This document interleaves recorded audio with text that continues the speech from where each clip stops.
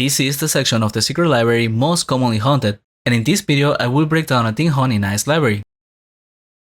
This spawn is located in the secret library, accessed through the Isle of Kings in Carling, although 6 different missions must be done beforehand in order to unlock access to the library. Once you do those, then using a scythe on the statue will take you to the library. The spawn cover on this video will be towards the southwest, which is the most popular part of Ice library. However, the Ice section is much bigger. In fact, it could be bigger than the other two, but most of the area is heavily ignored. I will be making separate videos about different labs that include how to hunt these alternate labs, so consider subscribing for that. For this spawn, you will encounter 3 creatures: books, squids, and animated feathers. Defensively, you want to stack up on ice protection as much as possible. For the Ike, the enchanted turtle amulet makes a massive difference, because even though glacier necklace give 5% more ice reduction, they also run out quick and often will drop in pools, and that will be very noticeable right away. Besides, the turtle amulet gives physical reduction, which also matters. So I will prioritize getting that over other equipment pieces for this spawn. Such pieces include Frostflower boots, antler horn helmet, and falcon grips. Most of these are extra that you could use if you can afford them. More often than not, having double ice protection imbuements with the amulet will be enough.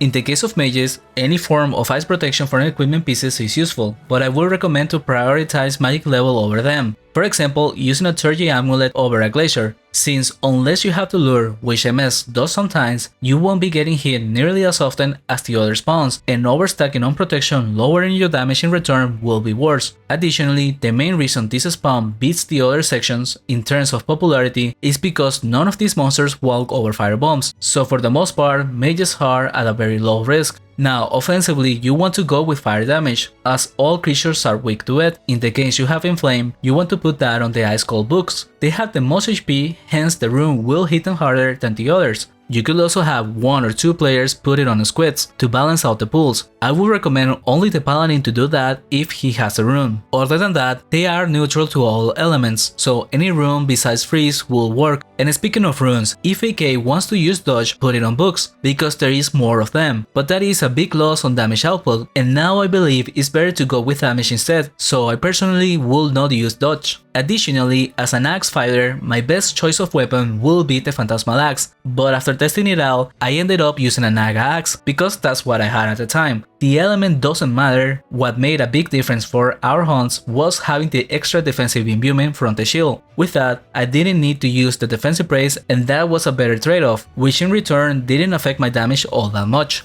The ideal build I will go is a soul axe or sword with an elder shield. Lastly, I know that the spawn can be hunted at lower levels with the use of a defensive brace on the Ike, but I don't normally do that, and I make the guys with the intention of covering the most realistic scenarios, and holding defensive brace is not very viable unless it is a new server, but using brace while you get familiar with the spawn and work on charms is something I do recommend. With that out of the way, let's start with the lab. Our starting point will always be from the west side and then levitate down once, then go to the northeast to set up in front of the door. We do this on the first pool because starting from the second floor is much harder, as you instantly lure over 10 creatures right away, so it's better to start from this pool instead. The bombs are set up for the druid and MS to the north and east sides of me. MS takes the right side, as he will lure 1 or 2 books that tends to walk east. Meanwhile, the paladin brings out the creatures on the northern room. NEK lures 2 squids and a feather from the southwest. This pool tends to have 9 creatures that my paladin will often use the door to put in my box, so I will have all 9 creatures on me. The next pool is to the east. This one has multiple variations that can be done, such as setting outside and luring the monsters out, or going in and setting in the middle of the crossroad, but even that has more options that will affect on the experience. The most optimal way to do this pool is to have the MS lure the 2 creatures from the southwest by the stairs. The druid poke his head into the south side and lure monsters out with his summons, while trying to remain on screen with the Ike or don't stay out for too long. And meanwhile, the paladin lures out creatures from the northeast. In our case, we didn't do most of that because of reasons, so I will be the one to try and bring out the monsters near the stairs before going in, and then MS will focus on damaging the creatures before the RP comes with his lure, while also keeping me alive with UHs, and our druid will sometimes lure the monsters by accident, so adjust accordingly to your team for this pool. Even without doing any of the lures, I still prefer to do it inside the passage. Then the next pool is downstairs to the southwest. I poke my head to the southwest and lure monsters back to the middle, while the paladin does his lure from the northwest. Both are done very closely, no need to go far as creatures will be close by.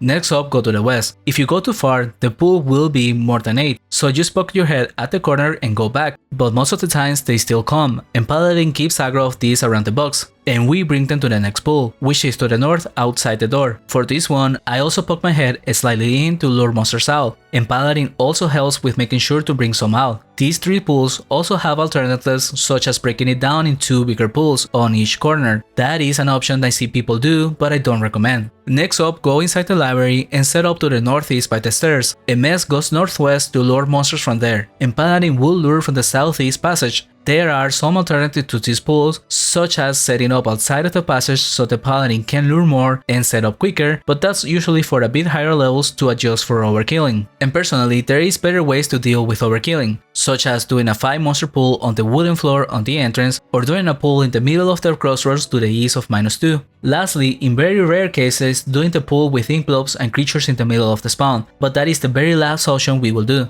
With that, the lab is completed, but the guide is not over. Before sharing some extra tips, let me give you the most important factor to this spawn: avoid overkilling. As you can see, the lab is fairly short and simple, and because of that, it is easy to overkill the spawn, and the majority of players don't even notice when that is happening. The alternative I mentioned of doing 2 bigger pools on the middle area is something that will lead you into overkilling faster. Even if you can deal with the bigger or harder pools, by doing the lab faster, it will remove creatures from the pools in the upcoming labs, which is overkilling. So even though it sounds counterproductive, in this case it's better to do the extra pools with less than 8 creatures, such as the second pool where we stay to kill about 4 creatures from the Paladin's lure, the 5th pool where we usually don't even have an 8 box, and the last one where the Paladin also ends up luring 3 to 5 creatures. All of this seems like it will lower the experience, but in this particular spawn it doesn't, to the point that if somebody had a damage prey, we will add another pool with 5 creatures on top of the stairs, just to give that extra bit of time for creatures to respawn in between laps, which will lower our experience from maybe 6.5 to 6.3, but the overkilling will put us sometimes at less than 6kk. Hunting like this, our best experience was of 6.7kk raw, and friends of ours with a better druid and a few more levels got to 7.2kk peak XP. So I firmly believe in this lab, but there is extra little things that make difference in the experience. So here goes the extra tips. The first one is the use of UHs from the sorcerer. That should be a given, but is often overlooked by more casual players. This spawn is one of the best places where a sorcerer can UH, because he gets to use mostly attack spells, and those don't overlap with UHs, so whenever he will wave, he throws an UH, and that is easily the main reason hunting without defensive praise on low levels is possible. In my case, the sorcerer was using about 1200 UHs an hour, which is very efficient use of his healing turns, so try to aim for at least 1k per hour. The second tip is that in order to help with the extra UH turns and prioritizing my sorcerer's damage, I will be the one placing the fire bombs for him. This is something I did on every pool, and in the long run it makes a big difference as well, since he gets to attack straight away and also use the UH, and the cost of me losing an attack turn is less than it will take him. Sometimes I will do the same for the druid every other lap, as the sorcerer's bombs will still be up, but this one is not nearly as impactful. Next tip is for the Paladin to be off bombs. If you've been paying attention to our hunts, the Paladin almost never places a bomb. Throughout the entire time, he is close to the box to mass sand, or moving around with the extra creatures. This not only improves his damage on the hunt, but also reduces the damage on the shooters, because if he doesn't do that, then the extra creatures will aggro on people in bombs. This obviously will put him at a higher risk and die multiple times to big combos, but for the most part, the deaths could have been avoided with more precaution. Lastly, bomb placement. For most of the pools, mages want to have the middle of their bomb 1 square away from wave range, and then move back and forth to wave. If you are in the exact range of the wave, then you will be getting hit by the beams of the creatures for free. Additionally, for most of the pools, you want to make the bombs smaller by placing them next to the walls, so rather than having the 3x3, aim for 5 squares instead. This gives extra room around the box for the Paladin and creatures to move around. And that's all I can say about this spawn. The loot for the most part was around the 900k per person in 2-hour hunts at level 500 range, obviously not counting in for defensive praise, which we were not using. Thank you for watching. If you want more guides for team hunts, check out this playlist. A special thanks to the guild Causality from Pulsera, to Nightstar and Turner Hero for their support of the channel.